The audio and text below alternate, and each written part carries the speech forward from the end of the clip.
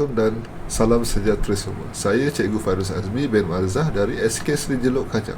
Bersama lagi dengan saya dalam channel Cikgu Fairuz Azmi untuk subjek PJK tahun 4. Unit pada hari ini ialah unit 6, mengejar juara, dan subtajuk bagi tajuk ini ialah asas lompatan, dalam braket sudut terbaik ataupun lompat jauh.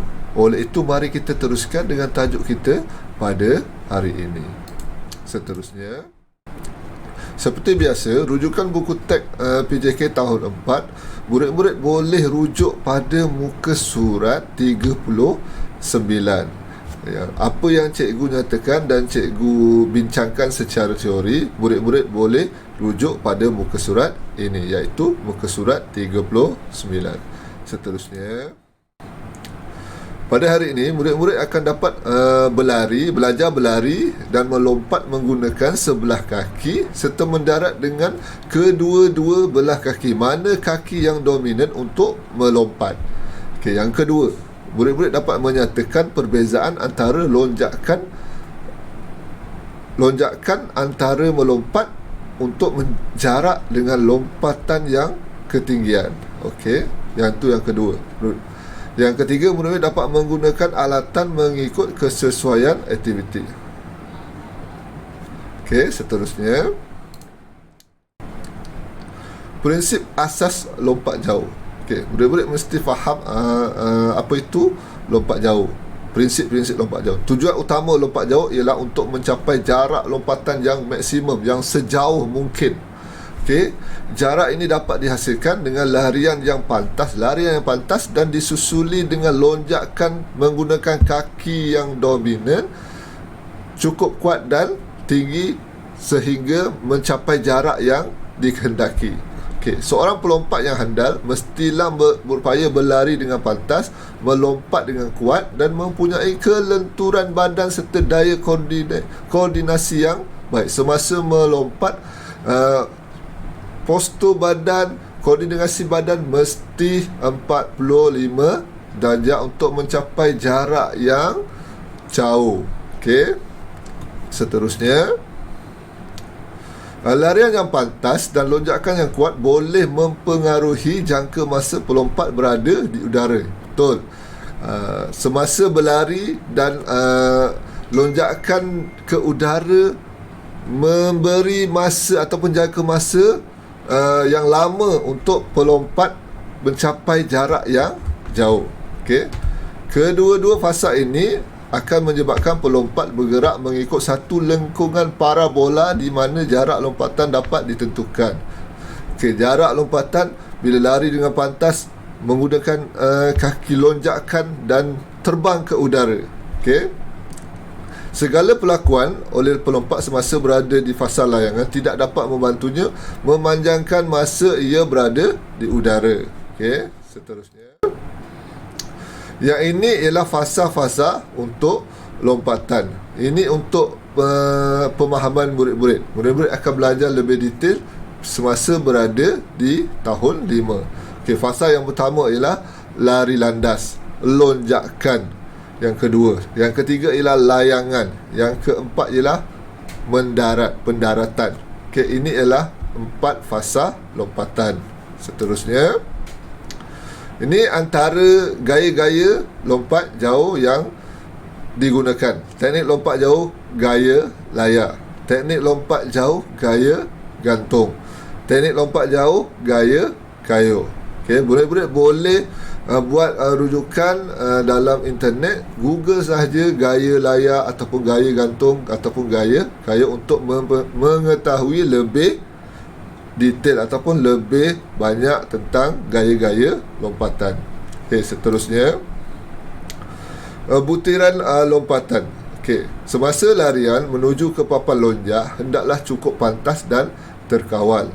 Yang kedua, melonjak dengan kuat dan lutut kaki bebas diangkat tinggi ketika melonjak.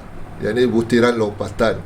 Yang ketiga, kedua-dua belah tangan dihayunkan ke atas untuk membantu lonjakan. Semasa di peringkat layangan, pelompat harus melompat tepat ke hadapan. Okay, tak boleh lompat kiri ataupun kanan, mesti lompat ke hadapan dan seboleh-bolehnya ke arah maksimum yang boleh.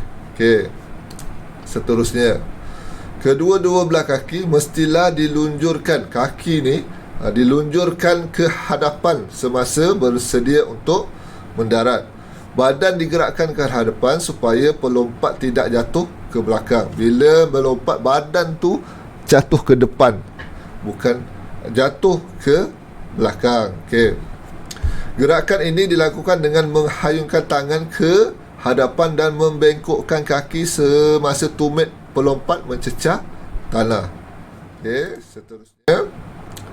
Okay, sama ada lompat dengan kaki kanan ataupun kaki kiri, murid-murid kena ketahui mana satu kaki yang dominan ataupun kaki yang kuat untuk membuat lonjakan. Itu yang digunakan semasa lonjakan. Okey, kaki yang kuat untuk membuat lonjakan sama ada kiri ataupun kanan. Okey, dan pilih sudut yang terbaik untuk membuat lonjakan. Okey, ini ialah antara fasa gunakan sebelah kaki untuk melonjak, dan bila berada di udara semasa fasa layangan, kedua-dua kaki selari dan terus membuat pendaratan. Okey, markah ditentukan jarak yang murid-murid jatuh. Okey, mendarat. Okey, seterusnya, latihan untuk asas lompatan. Okey, yang pertama, berlari sejauh 20 hingga 30 meter dengan keadaan perlahan ansur maju sehingga laju. Lompat jauh dirian. Okey, lompat. Okey, melompat melepasi halangan. Semasa sebelum ni kita ada belajar litar lumbus, berpagar. Okey, melompat melepasi halangan. Okey, kemudian lompat ke tinting, perlombaan lari berganti-ganti. Yang kelima, melompat anak sungai, melompat dengan jarak yang lebih jauh. Ini antara 5 latihan asas untuk lompatan. Okey, latihan ansur maju. Okey, menentukan kaki lonjakan, mana kaki yang dominan. Murid-murid kena tahu kekuatan kaki masing-masing, sama ada kiri ataupun kanan, untuk mencari lompatan yang jauh. Pelompat berlari perlahan dan melompat ke tempat mendarat secara berulang. Ini akan menentukan kaki yang kuat untuk lonjakan. Okey, latihan lonjakan, berlari dan melonjak dengan menggunakan lutut kaki yang melonjak seberapa tinggi yang boleh. Berlari dan melonjak melepasi halangan semasa papan selepas papan lonjak. Okey, berlari 3 ataupun 5 langkah dan melompat. Ini untuk latihan lonjakan. Berlari 3 langkah dan menanduk objek yang digantung. Okey, ini untuk latihan lonjakan. Seterusnya, latihan mendarat. Okey, lompat jauh, berdiri ke kawasan mendarat dan menggunakan kaki lonjakan. Okey, lompat dengan kaki lonjakan dan mendarat dari peti tombol atau peti kayu atau papan anjal dan mendarat ke dalam kawasan pendaratan. Okey, guna kedua-dua belah kaki semasa mendarat. Okey, melompat berdiri melepasi timbunan pasir berbeza ketinggian. Susun pasir dan lompat melepasi timbunan pasir. Ini antara ansur maju untuk latihan mendarat. Okey, untuk ini informasi untuk pengetahuan murid-murid, keadaan litar ataupun gelanggang lompat jauh. Terdapat lorong larian, pengadil berada di kiri dan kanan, papan anjal ataupun papan pelepas, kawasan pendaratan dan ditunggu oleh pengadil. Okey, ini untuk pengetahuan murid-murid.